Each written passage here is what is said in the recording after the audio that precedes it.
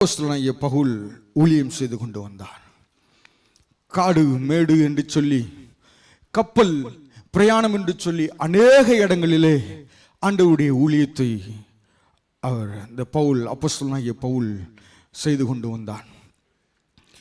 ஆண்டவருடைய பிள்ளைங்களை பயமுறுத்தி துன்புறுத்தி அவர்கள் படுகிற பாடுகளை பார்த்து சந்தோஷப்படுகிற இந்த பவுலை ஆண்டவர் சந்தித்து ஆண்டவருடைய ஊழியத்திற்கு என்று சொல்லி ஆண்டவர் அழைத்தார். இப்படி தன்னுடைய ஆண்டவர் தந்த அந்த அழைப்பை ஏற்று ஆண்டவருக்காய் இந்த அப்போஸ்தலனாகிய பவுல் ஊழியத்தை செய்து கொண்டிருக்கிறார்.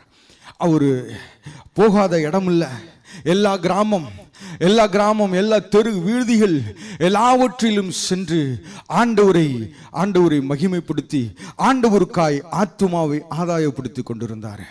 இப்படி செஞ்சு கொண்டிருக்கிற நாட்களிலே திறன் என்று சொல்லி ஒரு பேர் சொல்லப்பட்ட ஒருவனுடைய அதாவது லெக்சரர்கள் போய் ஆண்டவருடைய வார்த்தையை இந்த அப்போஸ்தலனாகிய பவுல் செய்து கொண்டிருக்கிறார். அங்கே தினந்தோறும் ஆண்டவருடைய வார்த்தைகளை தேவனுடைய ராஜ்யத்திற்கு அடுத்தவைகளை குறித்து அவர் பிரசங்கம் பண்ணி கொண்டிருந்தாராம்.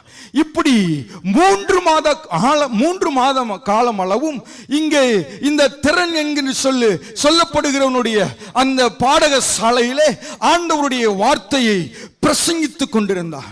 தைரியமாய் ஆண்டவருடைய வார்த்தையை பிரசங்கித்துக் கொண்டிருந்தார். ஏனென்று சொன்னால் இவருக்கு தெரியும், எந்த இடத்திற்கு போனாலும் எனக்கு உபத்திரவம் உண்டு, எந்த இடத்திற்கு போனாலும் எனக்கு பாடுகள் உண்டு சொல்லி எனக்கு தெரியும். ஆகையினால இப்பேற்பட்ட இடங்களில் எல்லாம் சென்று ஆண்டவருடைய வார்த்தைகளை தேவனுடைய ராஜ்யத்திற்கு அடுத்தவைகளை குறித்து அவர் சம்பாஷணை செய்து கொண்டிருந்த பொழுது அநேகர் கேட்டுக்கொண்டிருந்தாங்க.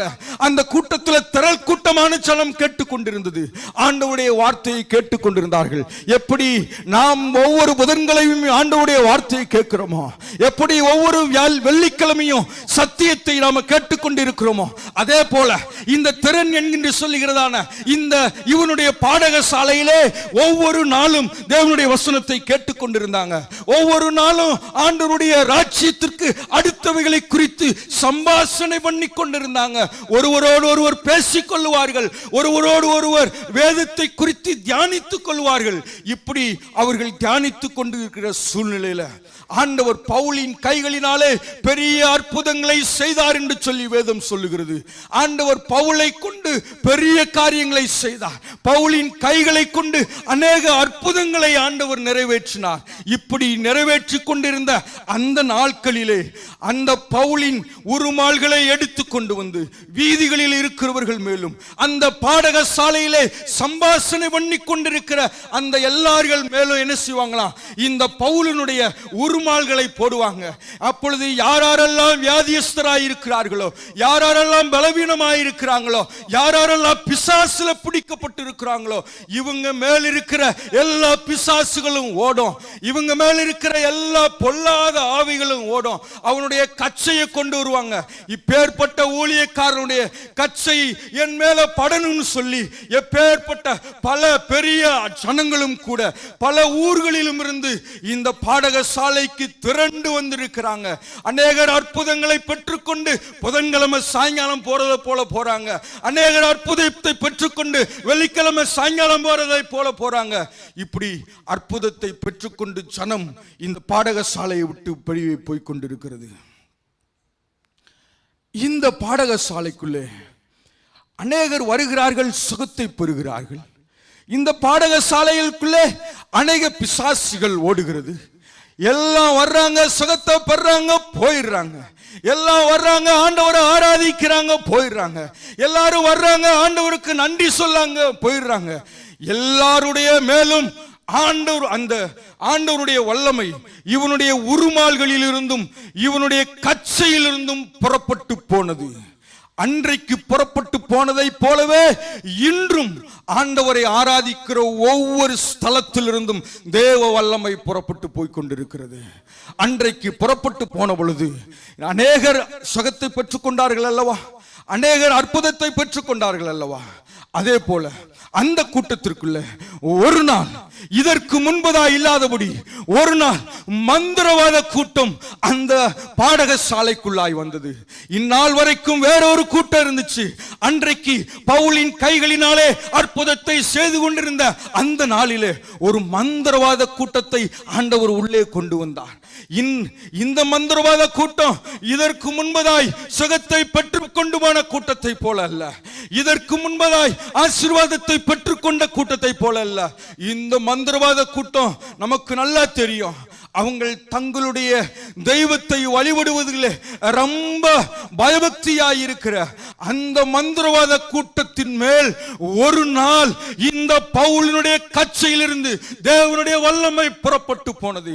ஒரு நாள் இந்த மந்திரவாதிகளுடைய மேல் அந்த பவுலுடைய அந்த தேவனுடைய மனுஷனாகிய பவுலின் கச்சையிலிருந்து தேவனுடைய வல்லமை புறப்பட்டு போய் இந்த மந்திரவாதிகளின் மேல் பட்ட மாத்திரத்தில் இவர்கள் மேல் இருந்த எல்லா பொல்லாத ஆவிகளும் எல்லா தேவனுக்கு பிரியமற்ற எல்லா காரியங்களும் புறப்பட்டு போக ஆரம்பித்தது.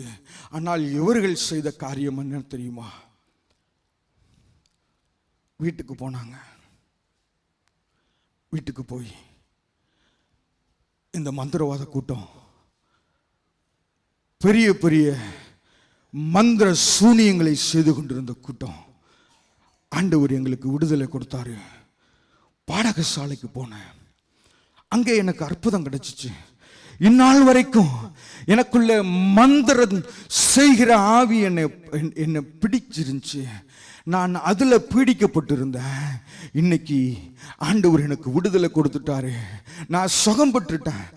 எனக்குள்ள இருக்கிற பொல்லாத ஆவி புறப்பட்டு போயிற்று என்று சொல்லி வீடுகளுக்குள்ளாய் போய் தங்களிடத்தில் இருக்கிற எல்லா புஸ்தகங்களையும் வெளியே எடுத்து கொண்டு வந்து வெளியே போட்டு தீ எரித்தாங்க. எல்லாருடைய கண்களுக்கு முன்பதாக. அந்த புஸ்தகம் சாதாரணமாக புஸ்தகம் இல்ல. வேதம் தெளிவாய் சொல்லுகிறது, அநேக காசுகள் பெறக்கூடிய அந்த புஸ்தகத்தை தங்களுடைய இல்லத்திலிருந்து எடுத்துட்டு வந்தாங்க. இனிமே இது என் வீட்டுக்குள்ள இருக்கக்கூடாது. இன்னைக்கு இந்த பவுலின் கச்சையிலிருந்து புறப்பட்டு வந்த வல்லமை என்ன சுகப்படுத்திருச்சு. இனிமே இந்த புஸ்தகத்திற்கு என் வீட்டுக்குள்ள இடம் இல்லை என்று சொல்லி அந்த வெளியேறப்பட்ட மந்திரவாத புஸ்தகங்கள் எல்லாவற்றையும் வீதிகளிலே கொண்டு வந்து எல்லாருக்கும் முன்பதாக எரிச்சு சாம்பலாக்கி போட்டார்கள். இதைத்தான் ஆண்டவர் விரும்புகிறார். எல்லா புதன்கிழமையும் வந்து அன்றைக்கு பவுனுடைய கச்சையிலிருந்தும் உருமாள்களிலிருந்தும் வல்லமை புறப்பட்டு போய் ஜனங்களை சுகப்படுத்தினதை போல இன்றைக்கும் ஆண்டவருடைய பிரசன்னம் ஜனங்களை சுகப்படுத்தி கொண்டிருக்கிறது. ஒவ்வொரு புதன்கிழமையும் ஆண்டவருடைய பிள்ளைகள் தேவனுடைய சமாதானத்தை பெற்றுக்கொள்கிறாங்க.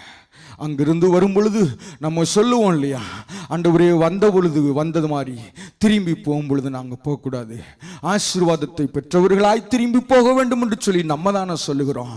இப்படி சொல்லி உள்ளே வந்து ஆண்டவருடைய ஆசீர்வாதத்தை எல்லாவற்றையும் பெற்றுக்கொண்டு தேவனுடைய சமாதானத்தை வாங்கி கொண்டு முடிவில் அங்க பிரசங்க பீடத்திலிருந்து சொல்லப்படுகிற அந்த ஆசீர்வாதத்தை கையை விரித்து பெற்றுக்கொண்டு, ஆனால் அங்க பண்டக சாலைக்குள்ளே வேற ஏதோ ஒளித்து வைக்கப்பட்டிருக்கிறது. இங்கே மந்திரவாதியின் மேலே ஆண்டவருடைய வல்லமை பட்ட உடனே வீட்டுக்குள்ள போய் எடுத்துக்கொண்டு வந்து வெளியிலே தீயரித்தார்கள்.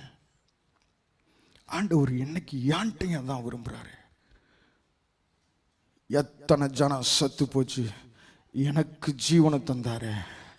ஆனா ஜீவனை பெற்றுக்கொண்ட நான் இன்னும் என்னுடைய அலமாரிக்குள்ள வேற எதையோ ஒளித்து வைத்திருக்கிறேன். என்னுடைய அலமாரிக்குள்ள வேற எதையோ ஒளித்து வைத்திருக்கிறேன். இந்த ஒரு காரியம் செஞ்சா போதும்.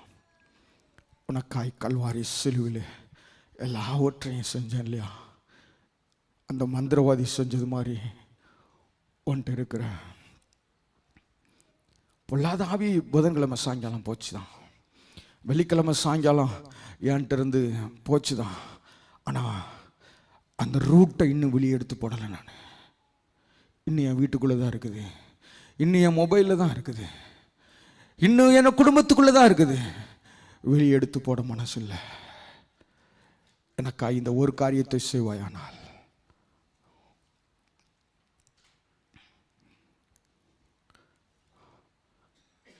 இன்னும் எத்தனை வீடுகளிலே சீரியல் சத்தம் துணித்துக் கொண்டிருக்கிறது. இன்னும் எத்தனை வீடுகளில் ஐபிஎல்லின் சத்தம் துணித்துக் கொண்டிருக்கிறது. ஒருவேளை கேட்கலாம், ஐபிஎல் பார்க்கறதுனால என்ன பாவம் என்று சொல்லி.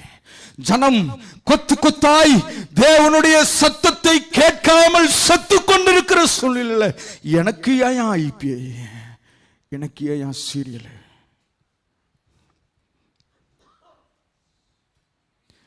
கழிந்த ஒரு மாதத்திற்கு முன்பதாய் ஒரு தேசத்தில் தேவனை ஆராதித்துக் கொண்டிருக்கிற ஒரு கூட்டத்தை சங்கரித்தாங்க. இப்பேற்பட்ட சூழ்நிலை உலகத்தில் நடந்து கொண்டிருக்கும் பொழுது எனக்கு உள்ள இருக்கிறத கொளுத்தி வெளியில கொண்டு வந்து கொளுத்தினா தான் ஆண்டவர் என்ன கொண்டு பெரிய செய்ய முடியும்.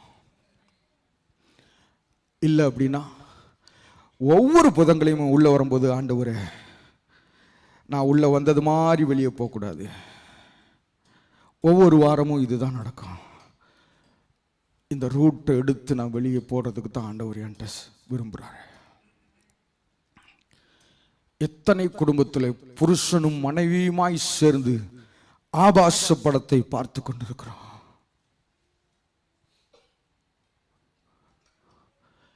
இதெல்லாம் எடுத்து கொளுத்துனா தான் ஆண்டவர் என்ன கொண்டு பெரிய காரியங்களை செய்ய முடியும்.